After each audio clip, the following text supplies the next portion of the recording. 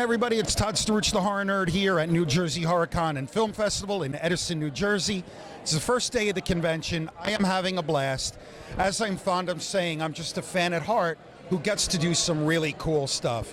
And my day just got better because I have the honor of standing here with Tara Reid and Thomas Ian Nichols. How are you guys? Good, Todd. How are you? I'm doing great, especially now.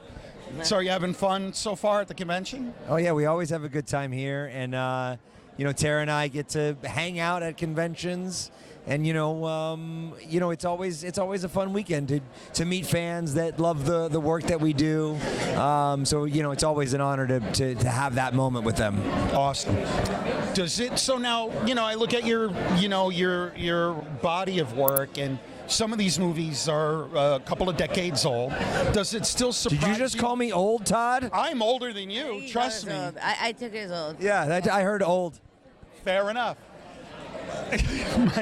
My question is, does it ever surprise you? Do you need to get that? You need to answer the phone? You need to answer your phone? Okay. Hold on. We'll edit this out, folks. No worries. We'll edit it. It's probably just I totally understand because I asked you, where's the dog? So the phone literally rings. Yeah. So anyway, does it surprise you that the fans do come and line up at these conventions to meet you and talk to you about these movies? Yeah, I mean, I never take it for granted that I'm gonna have that moment. So yes, I'm always grateful. Not necessarily surprised, but definitely always grateful. I agree with them. I think grateful is a perfect word for it. We appreciate all the fans and all of you guys coming out, and it's an honor for us to be in a situation like this. And we love everyone coming out, and love to respect our fans and meet really cool people. Awesome. So, when you're making American Pie, did you have any idea that it would eventually become the cult classic that it's become? Yeah, so they knew it was going to be the biggest movie of all time. It was in my contract. I would only sign onto the film if it would be a franchise, $1 billion franchise, in fact. So, you're welcome. So I grew up in the era of, I'm a child of the 80s, so I grew up in the era of like the teenage sex comedy, Porky's and movies like that. Yeah, I mean, Porky's at Animal House. Right. Yeah, Revenge of the Nerds was a good one, right, too. Revenge of the Nerds. Yeah. Do you think a movie like American Pie could even get greenlit today? We shouldn't have been greenlit then. Fair enough. I mean, everyone says that. They're like, oh, you could never make... We couldn't make it then. You have to understand, when we were done with the film, we got rated NC-17. Right, I remember. For weeks and weeks. That's why there's an unrated version of the movie. Even my character's line. Now, you want to talk about, like, lightheartedness of then era versus now. Bring it. Okay, so the line, the last remaining moment of NC-17 versus rated R was Kevin saying to Stifler, hey, Stifler, how's the man chowder? That line got us NC-17. I had to go in and dub it to Universal for like 15 minutes to say, hey, Stifler, how's the pale ale? So we could have an R rating. I love it. I love behind-the-scenes stuff like that. Well, so the thing I have to ask you is, could you make it now? No, you couldn't make it then either. But that line wouldn't get us an NC-17 now. Right, that's true. That is true. So how do you feel like the film managed to balance sort of that raunchiness, right? With it actually does have some emotional depth, right? Like your characters. I think it had a lot of heart. I mean, one of the things about American Pie was, in today's day, there's so many people that bully each other or mean to each other and do so many things, but our movie is about exploring, your sexuality, like what's sex like, what's it gonna feel like, what am I gonna do, how awkward is it, and everyone does go through that, and I think we were one of the first voices of saying that in a sweet way without bullying each other, and it had so much heart. I think that's why American Pie became American Pie. Yeah, I mean, our storyline was the heart, the storyline that most people could relate to. Everyone had a friend like Jim or like Stifler or like Finch. Absolutely. But most people were Kevin and Vicky.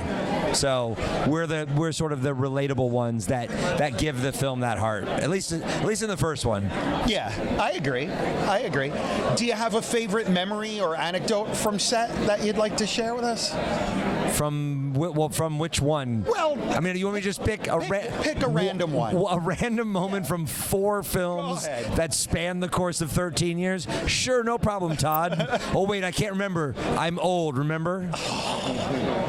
That's going to be with us for a while, isn't it? I'll see you years from now, and you'll be like, I'm not old. No, I'll be like, remember when you called me old?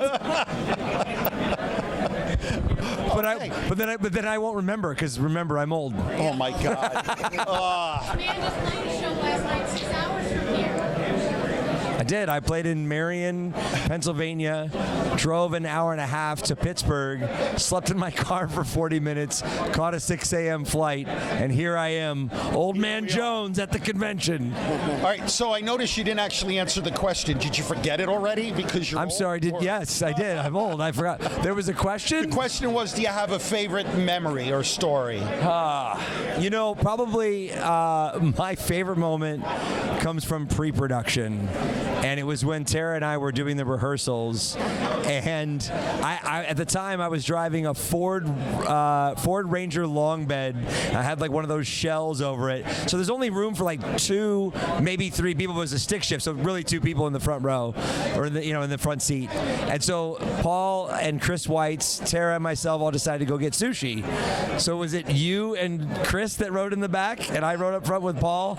So I drove with Tara in the trunk of my truck and one of the directors, so we could all go get sushi in the middle of pre-production rehearsals. Nice. And that's like a super random thing that when people ask me, I never answer that one because I'll answer like something from the film.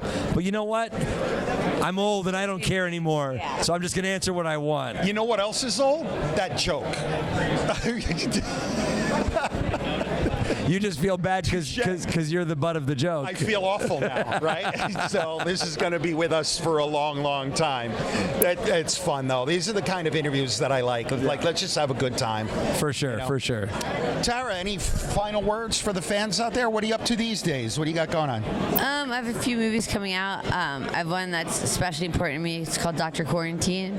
It's about mental illness and mental health and just confinement and what people go through and when they find themselves in a situation that they don't realize how stuck that they are in it, and to override that and to realize what's happening. And the movie, there's a lot that goes on, and I think it's relatable to so many people out there that went through this whole cycle that still are. So it's important to me, and I love the movie. Very cool. Yeah, What about you? I just announced a project that we start shooting next month. So I'm producing with Mark Pellegrino from Supernatural. It's a film called Outsider. It also has Matt Ryan, Sam Levine. What's that? Why am I not in it? I don't know. I don't know. Like I would offer to everyone the movies I do. Well, you know what? We will sidebar about this. I'm going to step aside while these two talk amongst themselves. So the film, we're gonna delve into the world of human trafficking, because I think I'd be the best human trafficker, even though I'm 100. it's one of those things where I think a lot of people don't think that human trafficking affects them. We see the signs talking about it, and as soon as my business partner started writing the script and I started researching it a little bit, I realized, this is like the only growing industry right now, and 27 million people have been a victim of human trafficking. So it's like, and the industry is their industry of human trafficking is growing. So we're gonna make this film to bring some light to one of the 3 aspects of human trafficking, but at the same time, when the film's released, partner with some of the organizations just to help do some good as well as entertain. But I think it's also important, like what Tara's saying with her film, to talk about important issues as well. Listen, art and film has always been a vehicle to explore social issues and things like that. So good for you guys. Good for you. Awesome. Right, before I leave you be, I want you to get back to your fans and stuff here. Any final words for the New Jersey HorrorCon fans? New Jersey. Well, I know New Jersey is a special place to me because it's where my friend Tara is from. So I'm happy to be here in Tara's home state. And yeah, come and say hi if you're in the area. We love you. And I'm a Jersey girl. You take the girl to Jersey, but you could never take the Jersey out of the girl. I love you, New Jersey. Love it. Thank you so much, guys. It was a pleasure seeing you again. Thank you for a few minutes of your time. I wish you the best of luck with those projects and in everything else that you do. Have a great rest of your weekend. Thank you, Todd. All right. Tara Reid, Thomas C. and Nichols, everybody here at New Jersey HorrorCon and Film Festival. I'm the horror nerd Todd Strute signing off. We'll see all of you in the next interview.